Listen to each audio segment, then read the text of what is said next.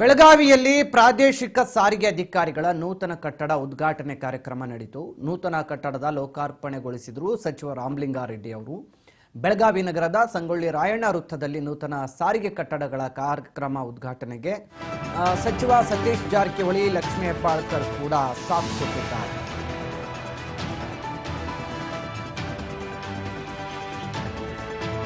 ನೂತನ ಕಟ್ಟಡ ಲೋಕಾರ್ಪಣೆ ಕಾರ್ಯಕ್ರಮಕ್ಕೆ ಸಾರಿಗೆ ಮಂತ್ರಿಯಿಂದ ಉದ್ಘಾಟನೆ.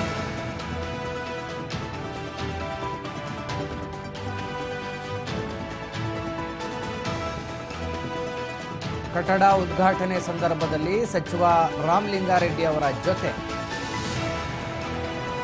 ಸಚಿವರಾದ ಸತೀಶ್ ಜಾರಕಿಹೊಳಿ, ಲಕ್ಷ್ಮೀ ಹೆಬ್ಬಾಳ್ಕರ್ ಕೂಡ ಭಾಗಿಯಾಗಿದ್ದರು.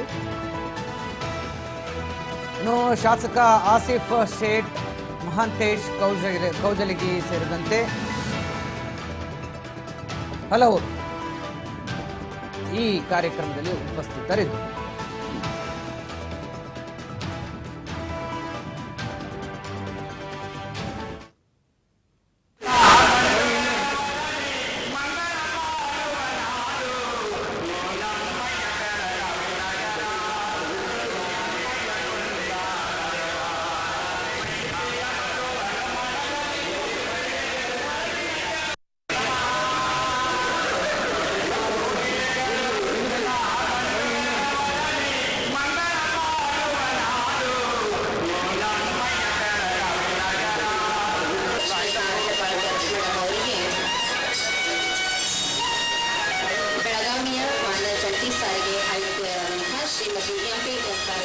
ಮೇಡಮ್ ಇವರಿಂದ ಆದರದ ಅಭಿನಂದನಾಪೂರ್ವಕ ಸ್ವಾಗತ ಹಾಗೂ ಸತ್ಕಾರ